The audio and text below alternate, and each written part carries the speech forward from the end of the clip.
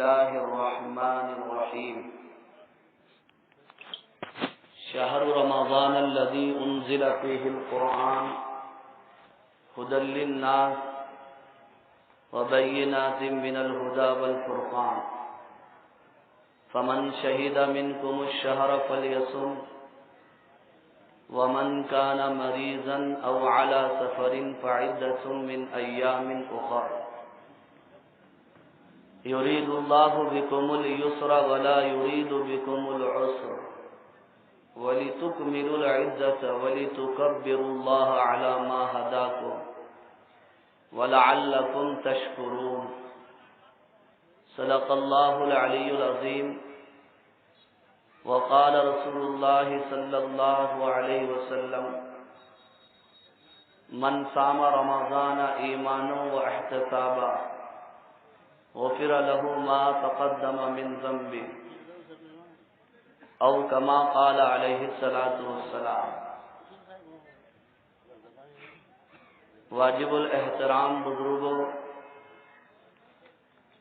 اور میرے عزیز نوجوان دوستوں، اللہ رب العالمین کا ہم پر بڑا فضل و کرم اور احسان ہوا کہ اللہ تبارک و تعالی نے ہمیں دین و ایمان اور اسلام سے مالا مال فرمایا۔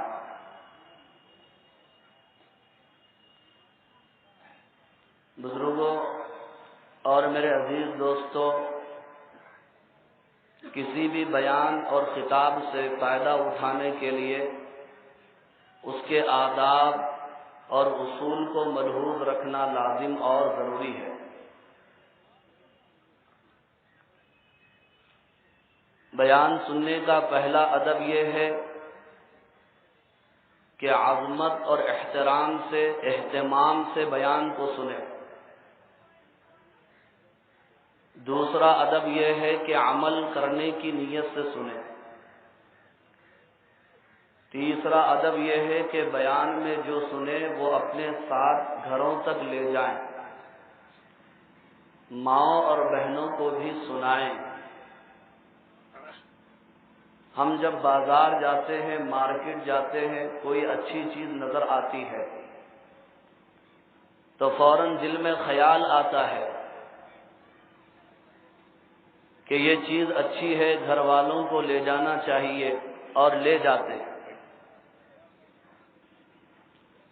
تو اس سے کہیں زیادہ اللہ اور اللہ کے رسول کی باتیں ہیں جو اپنے ساتھ اپنے گھروں کو لے جانے کی ہیں اور گھر والوں کو سنانے کی ہے۔ میرے محترم بزرگوں اور عزیز دوستوں، میں سب سے پہلے ظہیر آباد کے تمام معزز مسلمانوں کو، بھائیوں کو اور میرے عزیز نوجوان دوستوں کو عید الفطر کی دلی اور قلبی مبارکبادی دیتا ہوں اور دعا کرتا ہوں کہ اللہ تبارک و تعالی تمام مسلمانوں کی زندگیوں میں مسرتیں اور خوشیاں عطا فرمائے۔ میرے محترم بزرگوں اور عزیز دوستو، اس وقت میں نے آپ کے سامنے اپنے مختصر سے خطبے میں عید الفطر کی نسبت سے ماہ رمضان المبارک کے حوالے سے سورہ بقرہ کی ایک آیت کریمہ تلاوت کرنے کی سعادت عظمیٰ حاصل کی ہے۔ اس آیت شریفہ میں، کتاب اللہ کی اس آیت کریمہ میں حضرات علماء کرام کے مطابق عید الفطر کی نماز کی طرف اشارہ موجود ہے، اور جب میں نے اس آیت کریمہ میں غور کیا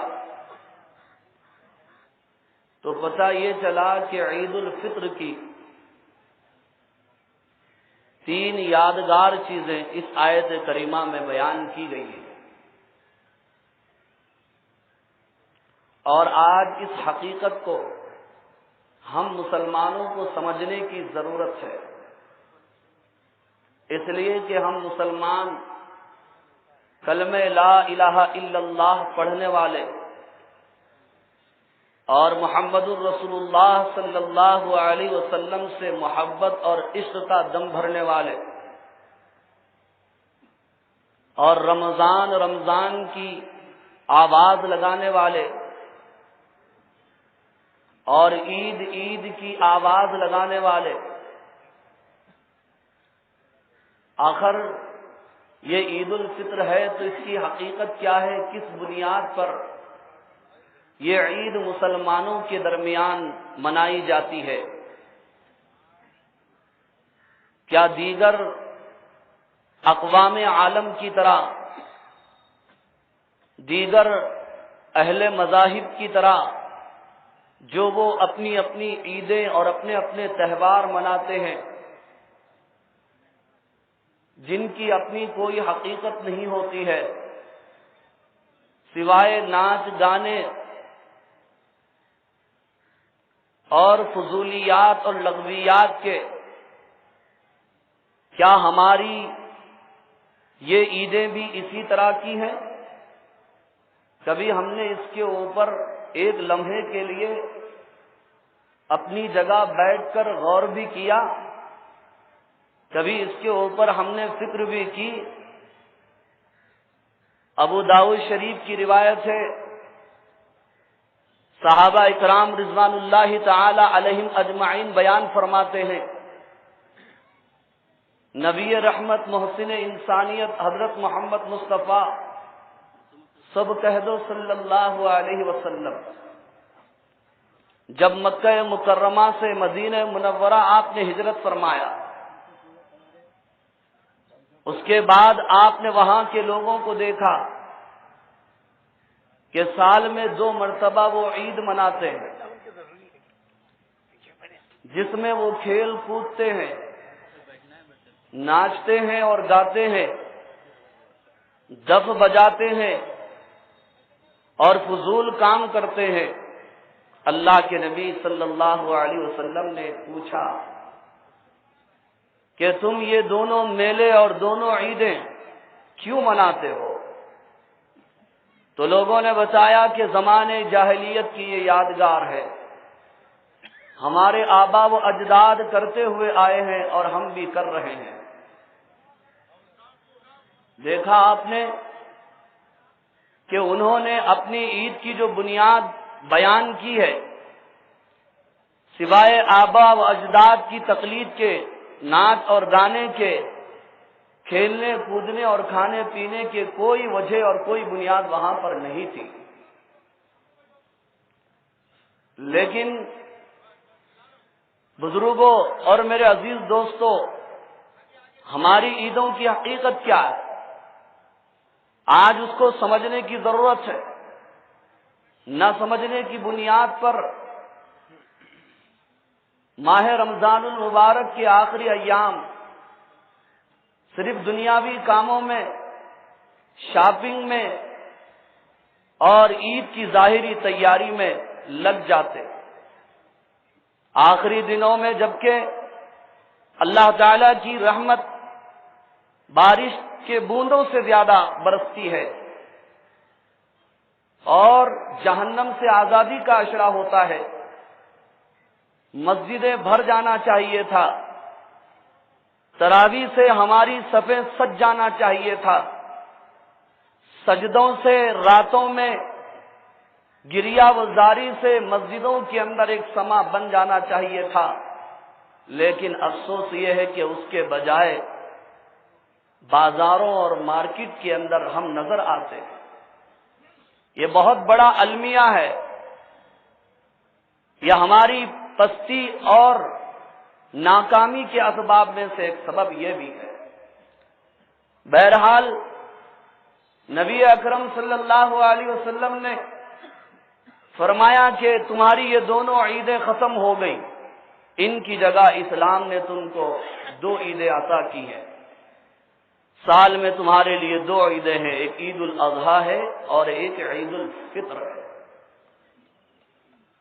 عید الاضحیٰ کی بنیاد حضرت ابراہیم خلیل اللہ اور حضرت اسماعیل ذبیح اللہ علیہ السلام کی قربانیوں کی یادگار، جس میں تمام فرزندان توحید کو، فرزندان اسلام کو یہ سبق ہے کہ جب بھی اسلام کے نام پر تمہیں اپنی جان کو قربان کرنے کی ضرورت پڑے تو تم جو ہے اس سے پیچھے مت ہٹو، جس طرح میرے خلیل نے اور میرے ذبیح نے میرے حکم پر اپنی جان کا نذرانہ پیش کیا تھا۔ اے کلمہ پڑھنے والوں، تمہیں بھی لازم اور ضروری ہے کہ میرے ان دونوں پیغمبروں، دونوں نبیوں کے واقعے سے سبق حاصل کرو عید الاضحیٰ کے اس عید کی نماز پڑھنے میں، کہ ان صلاتی و نسکی و محیایا و مماتی للہ رب العالمین، یہ تمہارا عقیدہ ہونا چاہیے۔ یہ تو عید الاضحیٰ کی یادگار اور اس کا سبق تھا۔ عید الفطر کیا ہے؟ کیوں آج تم عیدگاہ کے اندر آئے ہو اور کیوں سج دھج کے زیب و زینت کے ساتھ گھروں سے فراٹے بھرتی ہوئی گاڑیوں میں تم کیوں نکلے ہو؟ آج تم نئے کپڑے کیوں پہنے ہو؟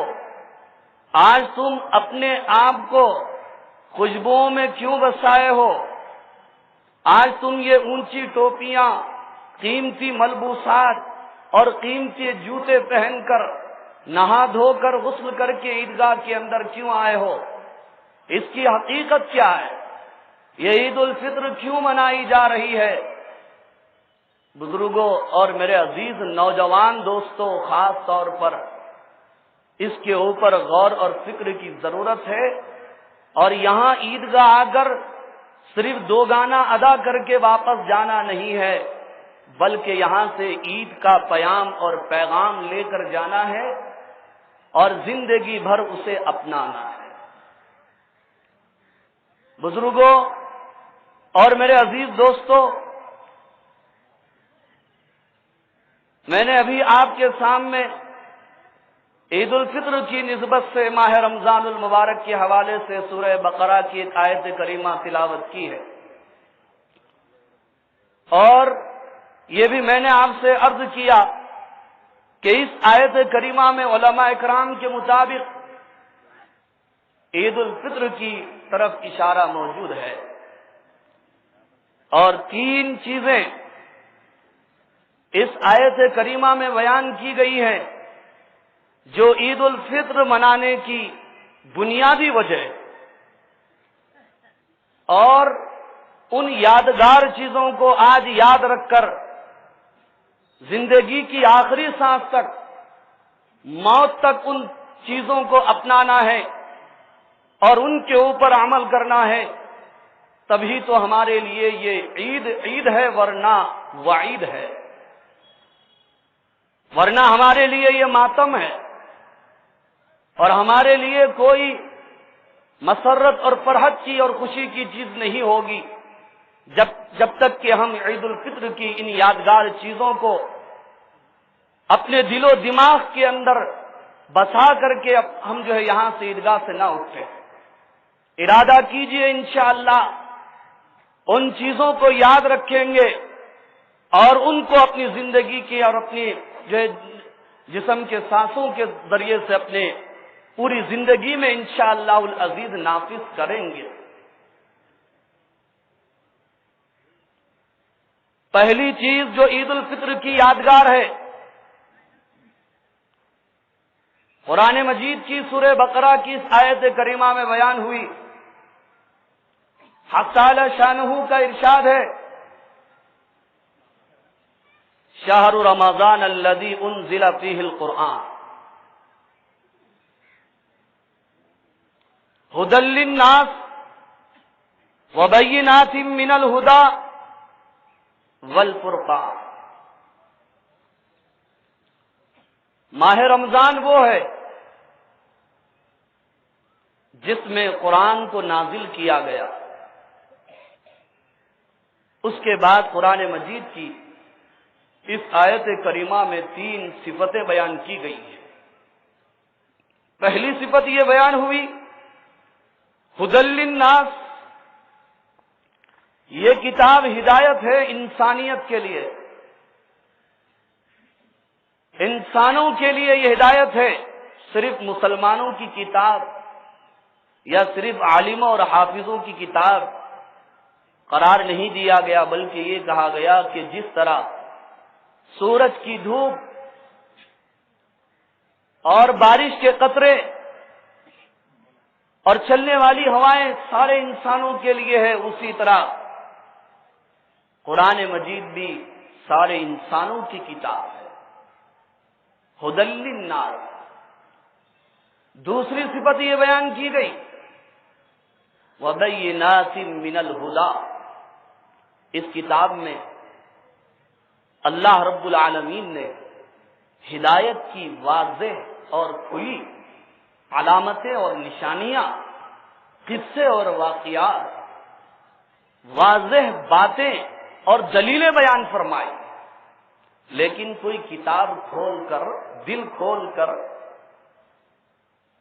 اور قرآن کریم کو ڈوب کر پڑھے تو وہ چیزیں نظر آئیں گی انشاءاللہ.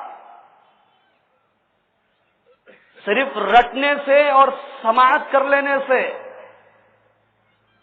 اور تھوڑی دیر کے لیے تراویح میں پیچھے کھڑے ہو کر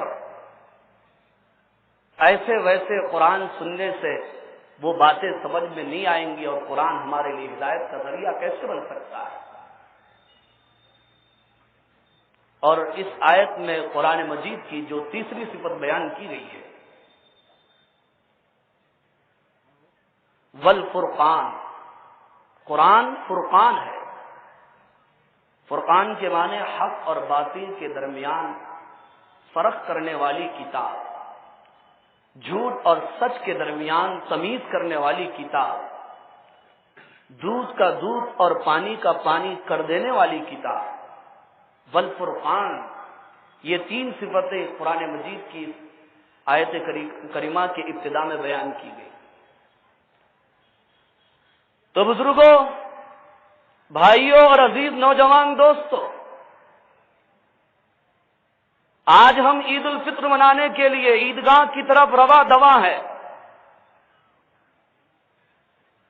تو عید الفطر کی پہلی یادگار وہ قرآن مجید کا ماہ رمضان المبارک میں نازل ہونا ہے. اسی کی بنیاد پر عید الفطر میں مسلمان اللہ تعالیٰ کا شکر ادا کرتا ہے کہ اللہ تعالیٰ نے ہمیں قرآن جیسی عظیم الشان کتاب سے مالا مال فرمایا ہے. جی ہاں، وہی کتاب جو لا ریب ہے، جو بے عیب ہے. ذالک الکتاب لا ریب فیہ ھدی للمتقین. بے عیب کتاب ہے جس کے پڑھنے اور پڑھانے والے کو خیرکم من تعلم القرآن وعلمہ کہا گیا. تم میں سب سے اچھا، تم میں سب سے بہتر وہ ہے جو قرآن کو سیکھے اور سکھائے. جس کے حفظ کرنے والے کے لیے یہ بشارت دی گئی کہ روز محشر اسے ایسا تاج پہنایا جائے گا جس کی قیمت پوری دنیا مل کر نہیں لگا سکتی، جس کی روشنی کے سامنے دنیا کے سورج کی روشنی ماند اور پھیکی پڑ جائے گی. اور اس کی سفارش کی بنیاد پر اس کے خاندان کے ایسے 10 افراد جن کے لیے جہنم ثابت ہو چکی تھی، اللہ تعالی جنت کا فیصلہ فرما ہے.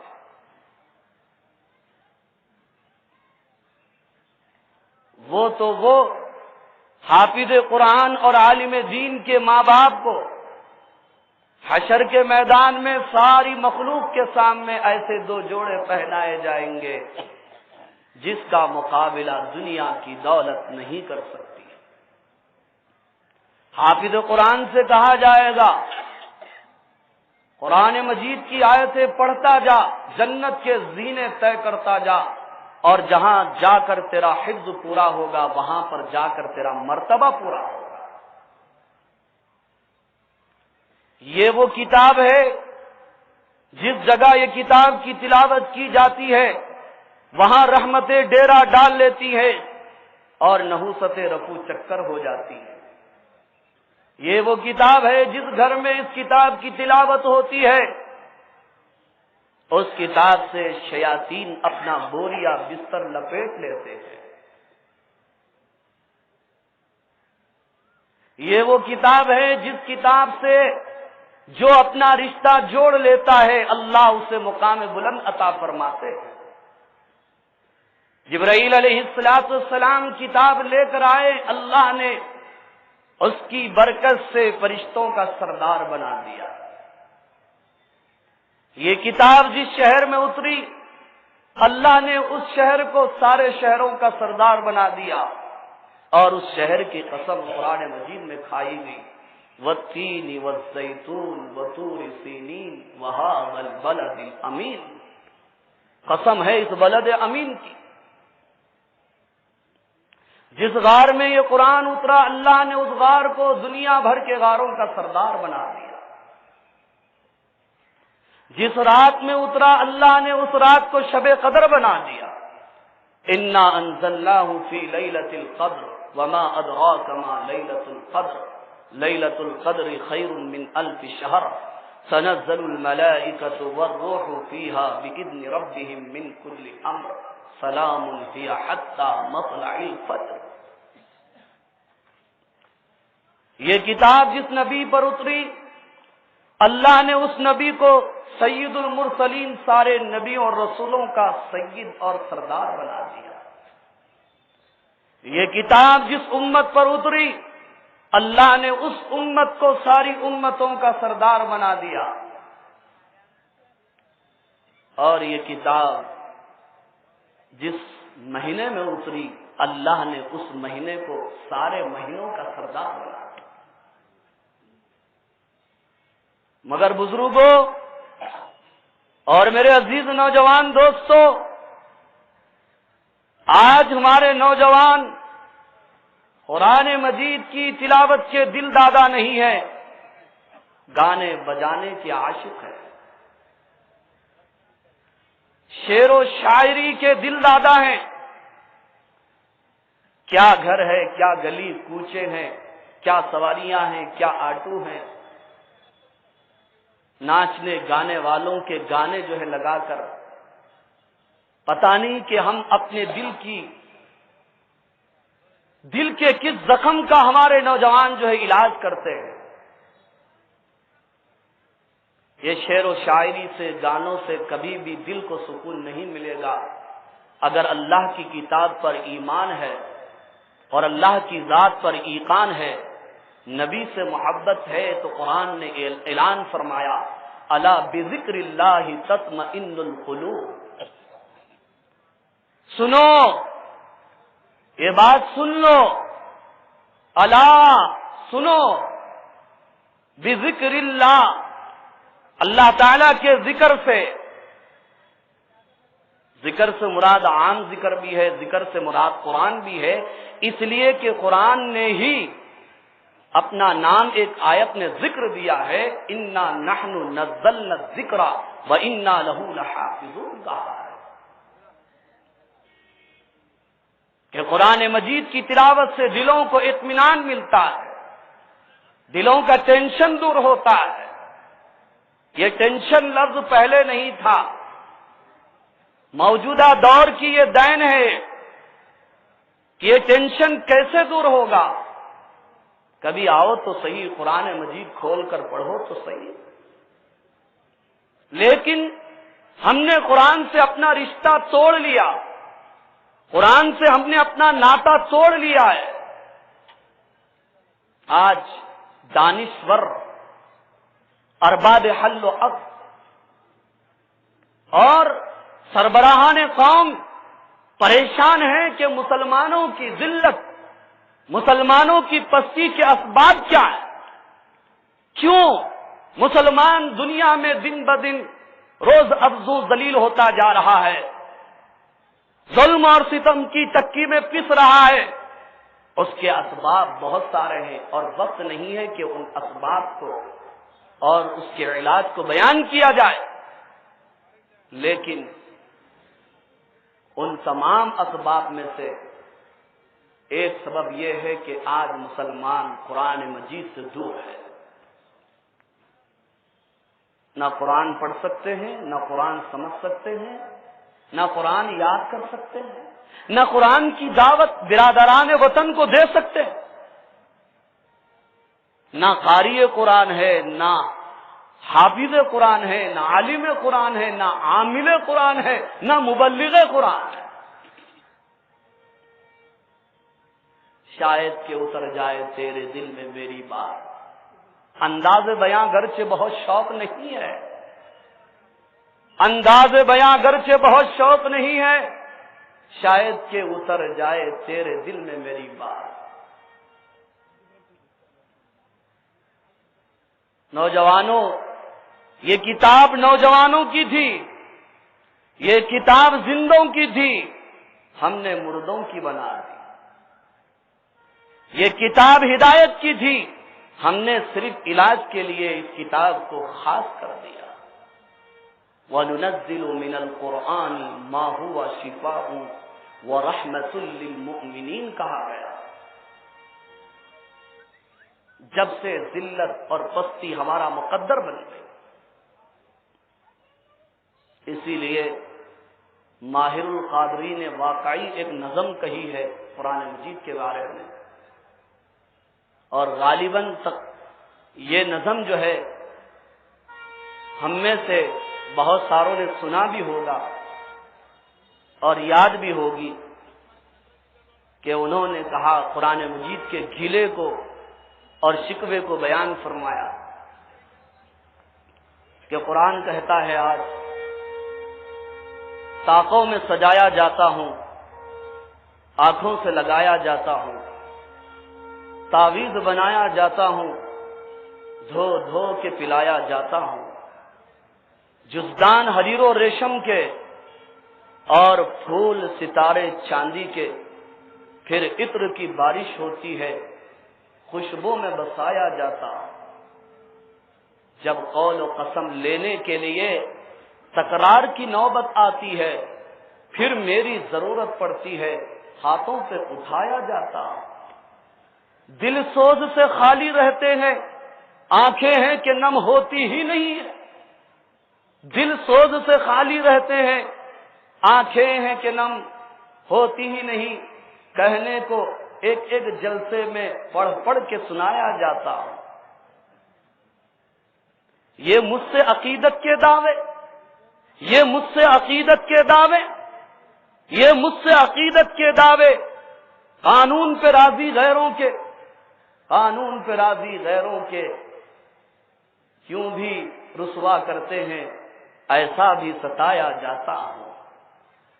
کس بزم میں مجھ کو بار نہیں، کس عرس میں میری دھوم نہیں، پھر بھی میں اکیلا رہتا ہوں، مجھ سا کوئی مظلوم نہیں۔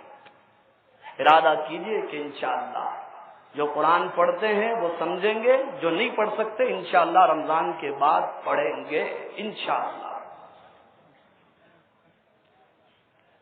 تو اس آیت کریمہ میں ایک وجہ عید الفطر کی کہ یہ بیان کی گئی کہ آج یہ تحفہ، آسمانی سوغات جو ہم کو ملی ہے، اس کے شکرانے میں ہم عید الفطر میں آئے۔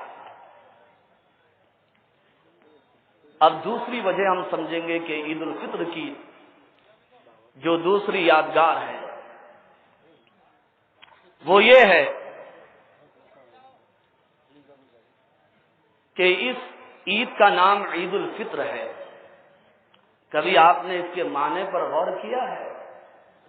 عید کے معنی کیا ہیں اور الفطر کے معنی کیا ہے؟ عید کے ویسے لغوی معنی آتے ہیں لوٹنے کے، نیک فالی کے طور پر کہتے ہیں کہ یہ چیز بار بار لوٹے، اور اصطلاحی معنی آتے ہیں خوشی کے، اور الفطر کے معنی آتے ہیں افطار کرنا۔ تو اب اس کے دو لفظوں کے معنی آپ ملائیں گے تو پورے معنی یہ ہوں گے افطار کرنے کی خوشی۔ عید الفطر کے معنی ہے افطار کرنے کی خوشی، اور افطار دو قسم کا ہے، چھوٹا افطار ہے، ایک بڑا افطار ہے۔ ایک روزانہ جو ہم صبح سے لے کر شام تک روزہ رکھ کر مغرب میں ہم جو ہے افطار کر رہے تھے، وہ چھوٹا افطار تھا، ایک دن کا افطار تھا۔ اور جو مکمل روزے رکھے ہیں آج ان کا مہینہ بھر کا آج افطار کا دن ہے۔ عید الفطر میں عیدگاہ میں آنے سے پہلے گھر کے اندر طاق ادب میں کھجوریں کھانا بھی تو سنت ہے نا۔ تو یہ عید الفطر دراصل مہینہ بھر روزہ رکھنے والوں کی یہ عید ہے، اس کی یادگار ہے یہ۔ جی ہاں، یہ رمضان کے روزے جس کی بنیاد پر اللہ زندگی کے تمام گناہوں کو معاف فرما دیتے ہیں۔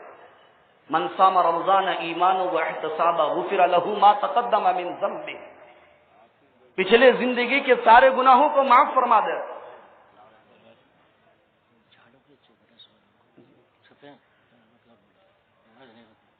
اچھا بھائی، آپ حضرات سے گزارش ہے کہ جو لوگ تھوڑا یہ درختوں کے نیچے بیٹھے ہوئے ہیں ان سے ادب و احترام کے ساتھ گزارش ہے شام میں تشریف لائیں، زیادہ دیر گفتگو نہیں ہوگی، عید کی نماز کا وقت طے ہے، اس سے پہلے انشاءاللہ بات پوری ہو جائے گی۔ تھوڑا ہمت کیجئے، شام میں آئیں، آ جائیں بھائی، شام میں آ جائیں، جزاک اللہ، آ جائیں، قریب آ جائیں۔ ہم سے زیادہ یہاں پر بزرگ لوگ پہلی صفوں میں بیٹھے ہوئے ہیں، گرمی کی تپش ہے، دھوپ ہے، اس کے باوجود، اور ہم ماشاءاللہ صحت مند ہو کر بھی جو ہے درختوں کے سایوں کو جو ہے تلاش کریں تو ہمارے لیے تھوڑی سی بات ہوگی، قریب آ جائیں۔ تو میں یہ عرض کر رہا تھا، ماہ رمضان کے روزے داروں کے لیے دریاؤں کی مچھلیاں، سمندروں کی مچھلیاں اور جنگل کے جانور، بلوں کی چونٹیاں مغفرت کی دعائیں کرتی ہیں۔ روزہ وہ عمل ہے جس کے بارے میں اللہ کہتے ہیں الصوم لی وانا اجزئ بہ، روزہ میرے لیے ہے اور میں اس کا بدلہ دوں گا۔ نماز کا ثواب حشر کے میدان میں فرشتوں سے، زکوٰۃ کا ثواب حشر کے میدان میں فرشتوں سے، تلاوت کا ثواب حشر کے میدان میں فرشتوں سے دلوایا جائے گا۔ لیکن جب روزوں کے ثواب کی باری آئے گی تو اللہ تبارک و تعالی اپنے ہاتھ سے خود جو ہے روزوں کا بدلہ عطا فرمائے۔ اور اس حدیث میں یہ بھی ہے کہ اللہ کہتے ہیں کہ میں بدلہ دوں گا، لیکن اس کی حد کیا ہے وہ بیان نہیں کی گئی، لامحدود ثواب عطا فرمائے۔ جس دن گرمی، سورج جو ہے سر پر ہوگا، زمین جو ہے آگ اگل رہی ہوگی، لوگ پسینے میں شرابور ہوں گے، اس دن اللہ تعالی روزے داروں سے کہیں گے کہ تم میرے عرش کے سائے کے نیچے آ جاؤ، اور روزے داروں کے لیے وہاں پر جو ہے دسترخوان بچھایا جائے۔ جنت کے اندر ایک دروازہ ہے جس کا نام ریان ہے، جس کے معنی سیراب کرنے والا ہے، اس دروازے سے خاص طور پر جو ہے روزے دار ہی جو ہے داخل ہوں گے۔ اس لیے یہ عید الفطر روزے داروں کی یادگار اور ان کی خوشی کی چیز ہے۔ اس لیے آگے فرمایا فمن شہید منکم الشہر فلیصم، کہ جو رمضان کے مہینے میں موجود ہو اس کو چاہیے کہ وہ رمضان کے روزے رکھے۔ ومن کان مریضا، ہاں جو بیمار ہو، ومن کان مریضا او علی سفر، یا سفر پر ہو، سفر شرعی پر ہو، یا بیماری اس کو شرعی طور پر لاحق ہو چکی ہو، تو اس کے لیے یہ ہے فعدۃ من ایام اخر، وہ دوسرے دنوں میں اپنے چھوٹے ہوئے روزوں کی گنتی مکمل کریں۔ ایک مسئلہ میں یہاں پر یہ واضح کرنا چاہتا ہوں کہ رمضان کے روزے کسی وجہ سے چھوٹ گئے، آدمی بیمار تھا یا سفر پر تھا، تو اس کا حل کیا ہے؟ اکثر لوگ جو مسئلہ پوچھتے ہیں اس سے ایک بات یہ سمجھ میں آ رہی ہے کہ لوگ یہ سمجھ رہے ہیں کہ روزہ نہیں رہ سکے، چاہے ہٹے کٹے ہو، صحت مند ہو، تندرست ہو، جوان ہو، جو بھی ہو، لوگ یہ سمجھ رہے ہیں کہ فدیہ دے دیے تو کام چل گیا۔ نہیں نہیں نہیں، فدیہ کس کے لیے ہے؟ فدیہ ان ضعیفوں کے لیے ہے یا ان بیماروں کے لیے ہے جن کے بارے میں مسلمان حاذق ڈاکٹروں نے کہہ دیا کہ اب یہ زندگی بھر روزہ نہیں رکھ سکتے، ان کے لیے فدیہ ہے کہ وہ ایک روزے کے بدلے میں ایک فدیہ 1.25 کلو گھیو یا اس کی قیمت دے دیں۔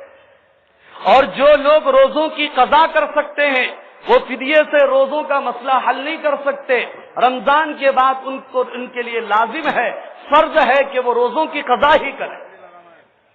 یہ مسئلہ ہے۔ اب بات جب فدیے کی آ گئی تو ظاہر بات ہے اسی کے ضمن میں جو صدقہ فطر بھی ہے، فدیہ بھی ہے، زکوٰۃ بھی ہے، عشر بھی ہے، یہ ساری چیزیں صاحب نصاب مالدار مسلمانوں پر لازم اور واجب ہے۔ خذ من اموالہم تطہرہم وتزکیہم، اللہ نے بیان فرمایا کہ مالداروں سے اے پیغمبر آپ زکوٰۃ لیجئے تاکہ آپ ان کی تطہیر اور ان کا تزکیہ کریں، ان کے اخلاق کی درستگی کریں اور ان کے مال کی جو ہے صفائی کریں۔ ایک عام بات، چونکہ وقت کم ہے، عام لفظوں میں یہ کہنا چاہتا ہوں کہ جس طرح نماز فرض ہے، جس طرح حج فرض ہے اور جس طرح روزے فرض ہے، اسی طرح صاحب نصاب مالدار مسلمانوں پر زکوٰۃ فرض ہے، صدقہ فطر فرض ہے اور قربانی فرض ہے۔ یہ تو فرض چیز ہے۔ ہم نماز جب پڑھتے ہیں تو فرض کے ساتھ تھوڑے نفلہ بھی پڑھ لیتے ہیں، خالی فرض پڑھ کے نہیں جاتے۔ ایک ذہن یہ بھی بنا ہوا ہے ہم زکوٰۃ دے رہے نا، بس ہو گیا، حق مال کا حق ادا ہو گیا، پھر نفلی صدقات اور خیرات کے لیے ہم تیار نہیں ہوتے۔ وہ بھی جب بھی ضرورت پڑے مالداروں کی ذمہ داری ہے کہ اس میں بھی وہ پیش رہے۔ اللہ کا وعدہ ہے قرآن مجید میں کہ جو میرے نام پر 1 دیتا ہے، 1 روپیہ دیتا ہے، اللہ اس کے اخلاص کے مطابق اسے 10 گنا، اس سے زیادہ 100 گنا عطا فرماتے ہیں۔ سورہ مزمل میں حق تعالی شانہ کا ارشاد ہے وَمَا تُقَدِّمُوا لِأَنفُسِكُم مِّن خَيْرٍ تَجِدُوهُ عِندَ اللَّهِ هُوَ خَيْرًا وَأَعْظَمَ أَجْرًا وَاسْتَغْفِرُوا اللَّهَ إِنَّ اللَّهَ غَفُورٌ رَّحِيمٌ، کہ تم جو کچھ بھی اپنے لیے آگے بھیجو گے اللہ تعالیٰ کے راستے میں، دین کے لیے، غریبوں کی مدد کے طور پر جو بھی تم خرچ کرو گے اس کو تم آگے زندگی کے اندر ضرور پاؤ گے۔ آدمی دنیا میں جو مال خرچ کرتا ہے، کھایا تو وہ ہضم ہو گیا، پہنا تو وہ بوسیدہ ہو گیا، البتہ صدقہ اور خیرات کیا تو وہ اس کے لیے موجود ہو گیا۔ اللہ بڑے غیور ہیں، کسی کا دیا ہوا نہیں رکھتے ہیں، اس کا دگنا اور کئی گنا اپنی طرف سے جو ہے اضافہ عطا فرماتے ہیں، بس یقین جو ہے شرط ہے۔ اسی طرح یہاں پر مسلمانوں کی ایک کثیر تعداد موجود ہے اور بہت سارے لوگ کھیتی بھی کرتے ہیں، وہ یہ بات سن لیں کہ جب بھی کھیتی کے اندر پیداوار ہوگی، جب بھی ہوگی، سال میں 3 مرتبہ ہو یا 4 مرتبہ اس میں سے عشر دینا، وہ کھیت کا حق ہے، غریبوں کا حق ہے۔ قرآن نے بیان فرمایا وَآتُوا حَقَّهُ يَوْمَ حَصَادِهِ کہ کھیت کاٹنے کے دن اس کا حق ادا کر دو۔ عشر 10ویں حصے کو کہتے ہیں۔ اگر آدمی کچھ اپنے پیسے خرچ کر کے جو ہے کھیت کو پانی دے رہا ہے تو اس وقت جو ہے 20واں حصہ ہے، اور جو ہے آسمان کا پانی ہے تو 10واں حصہ اس کو دینا لازم اور ضروری ہے۔ اس لیے ہم جو ہے یہ بھی ادا کریں۔ بزرگوں اور عزیز دوستو، میں اپنی تقریر کو اختتام کی طرف لے کر چل رہا ہوں، اور یہاں پر جتنے مسلمان بھائی، نوجوان اور روزے دار بیٹھے ہیں، قرآن مجید کی سورہ بقرہ کی اس آیت کریمہ کے حوالے سے ایک جو ہے پیام دینا چاہتا۔ قرآن سے ہم نے پوچھا رمضان میں روزے کیوں فرض کیے گئے؟ کیا اللہ کے خزانے تو ختم نہیں ہو گئے؟ قرآن نے کہا کہ نہیں، اللہ کے خزانے کبھی ختم نہیں ہو سکتے۔ پھر کیوں اللہ نے رمضان میں اپنے بندوں کو بھوکا اور پیاسا رہنے کا حکم دیا ہے، جبکہ وہ 70 ماؤں سے زیادہ اپنے بندوں سے محبت کرتے ہیں۔ قرآن نے اس کی وجہ بیان فرمائی۔ آئیے، فرمایا یا ایھا الذین آمنوا کتب علیکم الصیام، اے ایمان والو تم پر ماہ رمضان المبارک کے روزے فرض ہیں، کما کتب علی الذین من قبلکم، جیسا کہ تم سے پہلی امتوں پر بھی روزے فرض تھے۔ کیوں؟ لعلکم تتقون، تاکہ بھوک اور پیاس کے اس مجاہدے سے تمہاری تربیت ہو، تمہاری اصلاح ہو اور تمہارے اندر تقوی پیدا ہو، دینداری اور پرہیزگاری پیدا ہو۔ اس لیے ہمارے بزرگوں نے بیان فرمایا کہ جس کی اصلاح رمضان کے روزے رکھ کر اور تراویح پڑھ کر بھی نہ ہو، اب جو ہے پھر زندگی میں اس کی کبھی اصلاح نہیں ہو سکتی۔ نہ صرف روزے بلکہ جتنی عبادتیں ہیں ان تمام عبادتوں کا ایک ہی مقصد ہے، وہ ہے ہماری اصلاح، وہ ہے ہماری زندگیوں میں تقوی پیدا ہو، دینداری پیدا ہو۔ نماز کا مقصد کیا ہے؟ ان الصلاۃ تنہی عن الفحشاء والمنکر، نماز نمازی کو بے حیائی اور برائیوں سے روکتی ہے۔ پھر وہ نماز ہی کیا، وہ نمازی ہی کیا جو نماز پڑھ کر گناہوں سے باز نہ آئے۔ قربانی کے بارے میں بیان فرمایا لن ینال اللہ لحومها ولا دماؤها ولکن ینالہ التقوی منکم، تمہارا خون اور تمہارا گوشت اللہ کو نہیں پہنچتا ہے، وہ تو فریجوں میں جاتا ہے۔ پھر اللہ کو کیا پہنچتا ہے؟ وَلَٰكِن يَنَالُهُ التَّقْوَىٰ مِنكُمْ، وہ تمہارے دلوں کا تقوی اللہ کو پہنچتا ہے، وہ اخلاص اور للہیت اللہ تعالیٰ کو پہنچتی ہے۔ اور یہی مقصد جو ہے حج کا بھی ہے، ہر عبادت کا بھی یہی مقصد ہے، روزوں کا مقصد بھی یہی ہے کہ ہمارے اندر جو تقوی پیدا ہو۔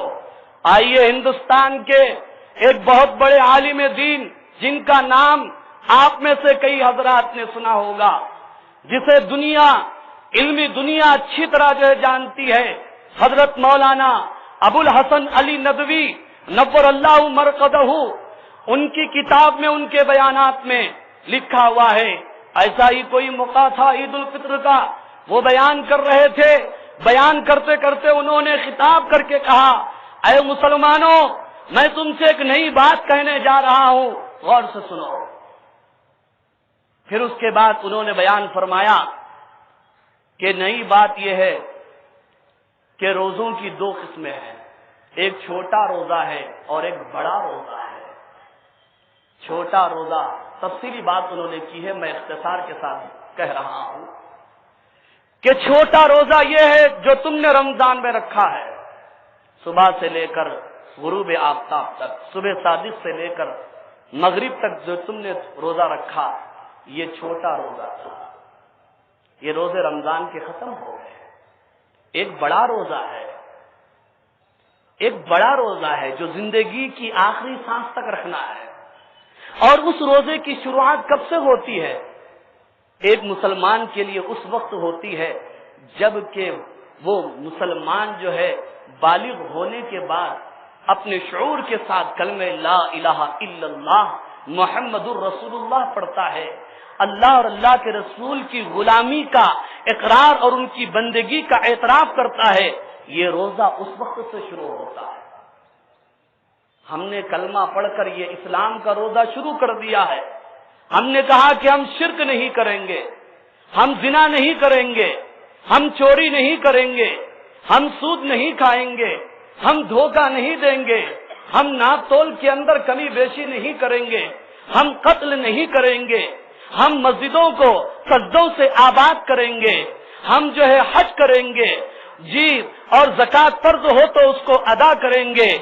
ہم نے یہ روزہ جو ہے اپنے بالغ ہونے کی عمر سے اس کی شروعات ہم نے کی ہے، اللہ سے ہم نے اقرار کیا ہے، اسی کو اللہ نے بیان فرمایا، قل انا सलाती व नुसुकी व महयाया व ममाती लिल्लाहि रब्बिल आलमीन। मेरा मरना, मेरा जीना, मेरी सारी इबादतें उस अल्लाह के लिए है जो मेरा ही पालनहार नहीं बल्कि कायनात के हर जानदार का, हर चीज का परवरदिगार और पालनहार है। उसी के लिए मेरी जिंदगी कुर्बान है। अल्लामा इकबाल ने कहा था, मेरी जिंदगी का मकसद तेरे दीन की सरफराजी, मैं इसीलिए मुसलमान, मैं इसीलिए नमाज।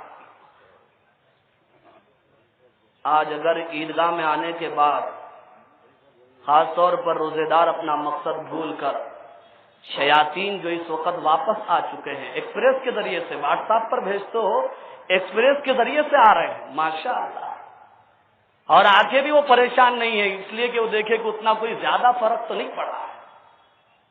तो हम रोजों का इस रोजों के इस मकसद को जो है याद रखेंगे। रमजान के बाद भी हम रमजान के बंदे नहीं है, रहमान के बंदे हैं।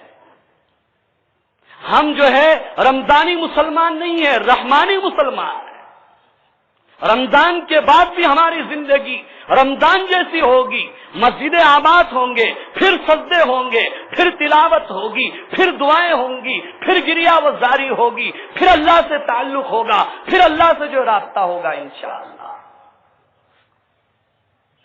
बुजुर्गों और मेरे अजीज दोस्तों, ईद उल फित्र की इस आयत करीमा के हवाले से ईद उल फित्र अदा करने की ये दूसरी वजह बयान की गई इस आयत करीमा में। उसी को बयान फरमा, फमन शहीदा मिनकुम शहर फलयसुम वमन कान मरीजन औ अला सफरिन फइद्दतुम मिन अय्यामिन उखर युरीदुल्लाहु बिकुमुल युस्रा वला युरीदु बिकुमुल उस्र। अल्लाह तुम्हारे साथ आसानी करना चाहता है, तुमको मुश्किलात में डालना नहीं चाहता। अगर अल्लाह तुमको मुश्किलात में डालना चाहता तो अल्लाह ये कहते तुम मर जाओ मगर रोजे रखो, फिदिया का हुक्म नहीं होता, सजा का हुक्म नहीं होता। फिर आगे बयान फरमा, ईद उल फित्र की आखिरी वजह मैं बयान करने जा रहा हूं, वली तुकमिलुल इद्दत, ताकि तुम इद्दत को यानी गिनती को पूरी कर लो। वली तुकब्बिरुल्लाह, वली तुकब्बिरुल्लाह, ताकि तुम अल्लाह की बड़ाई बयान करो, अल्लाह की तकबीर बयान करो। ये ईद उल फित्र का मकसद है। अल्लाह ने तुम्हें कुरान की सौगात से नवाजा, कुरान का तोहफा दिया, रमजान का तोहफा दिया, रोजों का तोहफा दिया। इसके ऊपर तुम अल्लाह की बड़ाई बयान करो। वली तुकब्बिरुल्लाह अला मा हदाकुम, तुम अल्लाह की बड़ाई बयान करो ईदगाह को। इसीलिए जब घर से निकलते हैं ईदगाह के लिए तो रास्ते में तकबीर पढ़ना भी सुन्नत है ना। ये अलग बात है नए कपड़ों की चक्कर में थोड़ा भूल जाते हैं, आते हुए नहीं पढ़े होंगे, अक्सर लोग पढ़ ले होंगे, हम तो अच्छा गुमान रखते हैं, हम अपने ऊपर ही ये बात लेते हैं। बचपन के अंदर ऐसा होता था, कपड़े पहन लिए और बसा औकात ऐसा भी हो गया बेगैर वजू से जाकर के ठहर गए। आदमी उसकी खुशी में मस्त मगन हो जाता है। आते हुए तो नहीं पढ़े मगर इंशाअल्लाह जाते हुए हम तकबीर जरूर पढ़ेंगे। अल्लाहु अकबर, अल्लाहु अकबर, ला इलाहा इल्लल्लाह, वल्लाहु अकबर, अल्लाहु अकबर, वलिल्लाहिल हम्द। तारीफ सिर्फ उसी की है, किबरियाई सिर्फ उसी की है, बड़ाई सिर्फ उसी की है। ये ईद का नज़ारा है, ये ईद का मकसद है। वली तुकब्बिरुल्लाह अला मा हदाकुम। मैंने एक बात आपसे शुरू तकरीर में मैंने कहा था कि ईद उल फित्र की हकीकत को समझने की जरूरत है। एक हदीस में सुनाता हूं तो ईद उल फित्र की हकीकत इंशाअल्लाह हम में से हर एक को समझ में आ जाएगी। वो हदीस आम है और अल्हम्दुलिल्लाह हम में से हर मुसलमान ने जो है सुना होगा। हदीस क्या है? जब ईद की सुबह होती है, रब्ब जुल जलाल का हुक्म फरिश्तों को होता है, जिब्राइल तुम जाओ फरिश्तों के साथ जमीन पर फैल जाओ। जिब्राइल अलैहिस्सलाम फरिश्तों के हमरा जमीन पर उतरते हैं, गली कूचों में फैल जाते हैं, चौराहों पर खड़े होते हैं, रास्तों पर सफे बांध देते हैं। उसके बाद पुकार कर कहते हैं, ऐ मोहम्मद सल्लल्लाहु अलैहि वसल्लम की उम्मत चलो, अल्लाह ताला की बारगाह की तरफ जो कसूरों को, खताओं को, गुनाहों को माफ करने वाला है, बड़ा गफूर है। फिर जब मुसलमान ईदगाह में आते हैं और नमाज ईद उल फित्र अदा करने लगते हैं تو اس وقت اللہ تعالیٰ فرشتوں سے پوچھتے ہیں، فرشتوں، اے فرشتوں، اس مزدور کا کیا بدلہ ہے جس نے اپنی مزدوری پوری کر دی ہے؟ اس جملے پر آپ غور کیجئے، کیا پوچھ رہے ہیں اللہ فرشتوں سے؟ عیدگاہ کے اندر آنے والے کن لوگوں کے بارے میں سوال ہو رہا ہے؟ ان لوگوں کے بارے میں سوال ہو رہا ہے کہ فرشتوں، اس مزدور کی مزدوری کا کیا ہے جس نے اپنی مزدوری پوری کر دی؟ فرشتے کہتے ہیں کہ اللہ، جس نے اپنی مزدوری پوری کر دی ہے اور جو ہے اس نے محنت کی ہے، اس کا پورا پورا پورا بدلہ دے دیا جائے۔ اس کے بعد اللہ تعالیٰ عیدگاہ میں مزدوری پورا کرنے والے مسلمان کو 2 انعام دیتے ہیں۔ وہ انعام ایسے ہیں، اس سے بڑے انعام دنیا میں کوئی اور نہیں ہو سکتے، اس سے بڑا کوئی اور دنیا میں کوئی انعام نہیں ہو سکتا۔ اللہ یہ فرماتے ہیں کہ پہلا انعام، میں نے ان مزدوروں کی مغفرت کر دی، میں نے ان مزدوروں کی مغفرت کر دی۔ دوسرا انعام، میں ان سے راضی ہو گیا، میں ان سے خوش ہو گیا۔ یہ مغفرت کا جو اعلان ہوتا ہے نا، بخشائے جانے کا، 2 عبادتیں ایسی ہیں جس کی بنیاد پر مسلمان معصوم لوٹتا ہے۔ ایک حج کی عبادت ہے کہ جو حج کر کے آتا ہے ایسا واپس لوٹتا ہے جیسا کہ آج ہی اپنی ماں کے پیٹ سے وہ دنیا کے اندر آیا ہو۔ اسی لیے تو حکم ہے کہ حاجیوں سے مسافر کرو، گلے ملو، ان سے دعاؤں کی گزارش کرو۔ اور ایسے ہی عیدگاہ کے اندر وہ مسلمان جس نے رمضان کے مکمل روزے رکھے، مکمل تراویح ادا کی، مکمل قرآن مجید کی تلاوت کی، اعتکاف کیا، اور اس نے جو ہے رمضان کا احترام کیا، رمضان میں اس نے کوئی گناہ نہیں کیا، تو اللہ تعالی جو اس کو بھی یہ انعام دیتے ہیں کہ یہاں سے لوٹتا ہے بخشایا لوٹتا ہے۔ یہ جو ہے 2 انعامات ہیں، بہت بڑے انعام ہیں، ایک مغفرت کا انعام اور ایک جو ہے اللہ تعالی کی رضا کا انعام ہے۔ جی دیکھو بھائی، محمد تبریز نامی ایک لڑکے کا انتقال ہوا تھا حال ہی میں، ان کے لیے دعائے مغفرت فرمائیے۔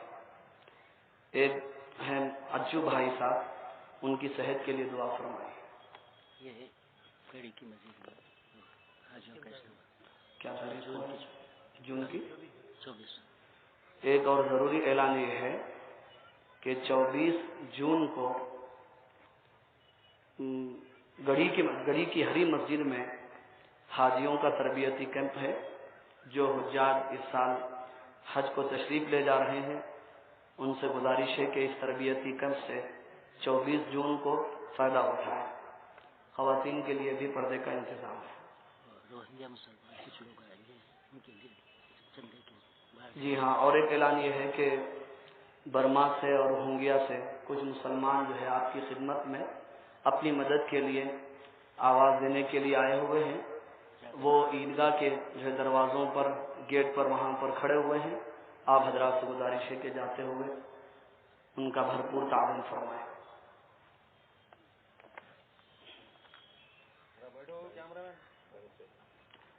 جی بھائی، اور قریب آ جائیے، بالکل 5 منٹ میں گفتگو انشاءاللہ پوری ہوگی۔ یہ انشاءاللہ صفوں کی درستگی کی بار بار گزارش ہو رہی ہے۔ صفیں ہماری درست نہ ہو تو پھر کیا درست ہو سکتی؟ اللہ کو وہ صفیں پسندیدہ ہیں جو سیسا پلائی ہوئی دیواروں کی طرح مضبوط ہو۔ ان اللہ یحب الذین یقاتلون فی سبیل اللہ صفا کانہم بنیان مرصوص۔ جو مجموعہ دور ہے، ہاں تو بھی دور سے جو آنے والے ہیں، ہماری آواز جہاں تک پہنچ رہی ہے، عیدگاہ کے تقریباً سے ظہیر آباد کے چوراستے سے آگے شانتی نگر تک بھی آوازیں گونج رہی تھی۔ جہاں تک آواز پہنچ رہی ہے، چلیے جلدی چلیے، صرف جو ہے 5-10 منٹ باقی رہ چکے ہیں۔ عید کی نماز کا طریقہ بتایا جائے گا اور اس کے بعد جو ہے عید کی نماز جو ادا کی جائے گی۔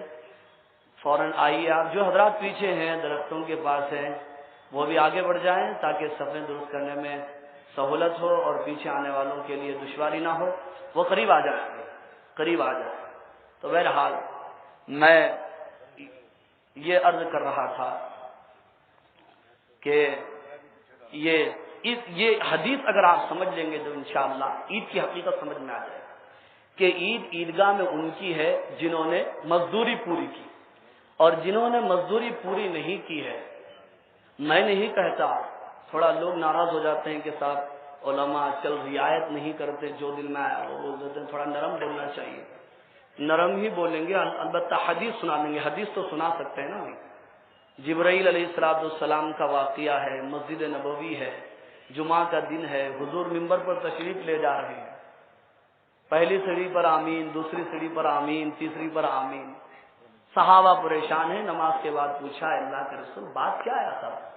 تو آپ نے بیان فرمایا جبرائیل امین آئے تھے، 3 آدمیوں کے لیے بد دعا دے گئے، ان میں کا ایک وہ بھی ہے جس نے رمضان کی قدر نہیں کی، روزے نہیں رکھا، اس نے روزے نہیں رکھا، تراویح نہیں پڑھی، اس نے تلاوت نہیں کی، رمضان میں کھڑے ہو کر پورے سڑک پر لبے سڑک جو ہے سب کے سامنے اس نے اللہ سے بغاوت کی، کھاتا رہا، پیتا رہا، اور جو دل میں آیا اس نے کیا، اور پھر عیدگاہ وہ کس منہ سے آئے؟ کیا اس کے لیے مغفرت کا پروانہ مل سکتا ہے؟ اللہ تعالیٰ کی رضا کا پروانہ اس کو مل سکتا ہے؟ وہ اس وقت یہاں پر نادم ہو، شرمندہ ہو، یہاں پر عیدگاہ کے اندر شرمندہ ہو کر کے جایا۔ عید صرف کپڑوں کا نام نہیں ہے، عید صرف نئے جوتوں کا نام نہیں ہے، نئے رومال کا نام عید نہیں ہے۔ ایک مثال میں آپ سے کہتا ہوں، اگر کوئی آدمی جو ہے ایسے قیمتی کپڑے پہن کے آیا عیدگاہ کے اندر کہ پورے عیدگاہ میں جو ہے اس کے کپڑے جو ہے سب سے زیادہ قیمتی ہے، اتنے میٹر جو ہے بہت قیمتی تھا، اس کا کپڑا قیمتی ہے، اور ایسے جوتے بھی قیمتی پہن کے آیا اور خوشبو بھی قیمتی لگا کے آیا، لیکن رمضان کے روزے اس نے نہیں رکھا، تو بتائیے اس کی عید ہے؟ اور ایک آدمی آیا جو بالکل غریب ہے، پھٹے پرانے کپڑوں والا ہے، پیون زدہ ہے، اور اس کے جوتے پھٹے ہوئے ہیں، لیکن رمضان کے روزے رکھ کے آیا ہے، تلاوت کر کے آیا ہے، تراویح پڑھ کے آیا ہے، عید تو اس کی ہے۔ اس لیے یہاں سے جاتے ہوئے جن لوگوں کو اللہ نے روزے کی توفیق دی ہے، نمازوں کی توفیق دی ہے، وہ شکرانہ ادا کرے، اس لیے کہ ہمارا کمال نہیں ہے اس کے اندر۔ اتنی بلا کی گرمی تھی، آسمان شرارے برسا رہا تھا اور زمین شعلے اگل رہی تھی، اس کے باوجود روزے رکھنا یہ اللہ کا فضل ہے، میری اپنی ذات کا کوئی کمال نہیں ہے اس کے اندر۔ پھر آدمی تھک جاتا تھا، پنڈلیاں جواب دینے لگتی تھی، پیر چاپنے لگتے تھے، کمر ٹھہرنے کا تقاضا نہیں کرتی تھی، اس کے باوجود بھی وہ رات میں 3 پارے کھڑے ہو کر کے وہ سنتا تھا کہ اللہ کا فضل ہے، اللہ کی توفیق ہے، اس لیے جو ہے عبادت گزار اللہ کا شکر ادا کر کے جائے، اور جنہوں نے رمضان کی ناقدری کی ہے وہ توبہ کر کے جائے، ندامت کے ساتھ جائے یہاں سے کہ اللہ آئندہ جو ہم ایسا نہیں کریں گے، ہماری زندگی کو صحیح گزاریں گے۔ ایک آخری بات کہہ کر اپنی بات انشاءاللہ پوری کر لیتا ہوں، وہ یہ ہے کہ دیکھو بھائی، اللہ تعالیٰ نے ہر عبادت میں اجتماعیت کا رنگ رکھا ہے، اتفاق اور اتحاد کا رنگ رکھا ہے، اس کو ہمیں برقرار رکھنا ہے۔ نماز میں اجتماعیت ہے، اسلام یہ حکم بھی دے سکتا تھا کہ تم نماز کا وقت ہو جائے اپنے اپنے گھروں میں پڑھ لو، جب چاہے پڑھ لو، ایک ٹائم اسلام نے مقرر کیا اور جماعت کا حکم دیا تاکہ آپس میں بھائی چارہ ہو، آپس میں محبت ہو، آپس میں پیار ہو، الفت ہو۔ ایسے ہی حج کی عبادت، سارے مسلمان ایک ساتھ احرام باندھتے، ایک ساتھ جو ہے طواف کرتے، ایک ساتھ رمی جمار کرتے، ایک ساتھ حج ادا کرتے ہیں، اس میں بھی اجتماعیت اور اتحاد کا سبق ہے اور رنگ ہے۔ ایسے ہی زکوٰۃ یہ آپس کی ہمدردی اور غمخاری کے لیے ہے، یہ بھی اتحاد، اتفاق، بھائی چارے کے لیے۔ اسی طرح روزہ بھی کیوں ہے روزہ؟ تاکہ روزے کا ایک مقصد بھی یہ ہے کہ غریب کی بھوک اور پیاس کا احساس ہو جائے۔ ہم تو ماشاءاللہ سال بھر کھانے پہ کھانا، دعوتوں پہ دعوت، میں اپنے اوپر لے لیتا ہوں سر، کھاتے ہی چلے جاتے، بھوک لگنے سے پہلے اللہ کھلا دیتے ہیں، کبھی ہم کو جو ہے غریبوں کی بھوک کا، ان کے فاقے کا احساس نہیں ہوتا۔ اللہ نے رمضان میں روزے کا حکم دیا، اب ہر امیر کو، صاحب جو ہے استطاعت کو، خوشحال مسلمان کو احساس ہو گیا پیاس کیا ہوتی ہے اور بھوک کیا ہوتی ہے، اس میں بھی اجتماع ہے۔ اسی طرح عیدگاہ کے اندر یہ نماز وہاں پر بھی ہو سکتی تھی، शांति नगर में भी हो सकती थी, मोमिन महल्ले में भी हो सकती थी, मूसा नगर में भी हो सकती थी, गढ़ी के अंदर भी हो सकती थी। सारे महल्लों से निकाल करके ईदगाह में आने का हुक्म क्यों किया गया? और यहाँ पर काले भी जमा हैं, गोरे भी जमा हैं, अमीर भी हैं, गरीब भी हैं, अजनबी भी हैं, मुसाफिर भी हैं, छोटे भी हैं, बड़े भी हैं, सब हाकिम भी हैं, अवाम भी हैं, हुक्मरान भी हैं, सब हैं। क्यों हैं? इसीलिए है ताकि हम में इत्तेहाद पैदा हो जाए, एक हो जाए तो बन सकते हैं खुर्शीद व मुबीन, वरना इन बिखरे हुए तारों से क्या बात बने। अल्लामा इकबाल का एक शेर सुनाकर अपनी बात पूरी कर लेता हूँ। अल्लामा इकबाल ने कहा था हमें ललकारते हुए और एहसास दिलाते हुए, मनफात एक है इस कौम की, नुकसान भी एक, मनफात एक है इस कौम की, नुकसान भी एक, सबका नबी भी है एक, दीन भी ईमान भी एक, हरम पाक भी एक, अल्लाह भी एक, कुरान भी एक, कुछ बड़ी बात थी जो होते मुसलमान भी एक, फिरका बंदी है कहीं और कहीं जाते, क्या जमाने में यही है पनपने की बातें। वाखिर दावाना अनिल हम्दुलिल्लाहि रब्बिल आलमीन। अब ईद की नमाज का तरीका जो है सुन लीजिए। उससे पहले आप हजरात से 2 मिनट में एक गुजारिश ये करता हूँ कि बहुत सारे मुसलमान अल्हम्दुलिल्लाह हजारों की तादाद में यहाँ पर जमा हैं। ईदगाह की अपनी ज़रूरियात होती हैं और अपने जो खर्चे होते हैं, ये भी हम मुसलमानों ही के लिए है। तो शरई और अखलाकी फरीज़ा है कि हम ईदगाह में आए हैं तो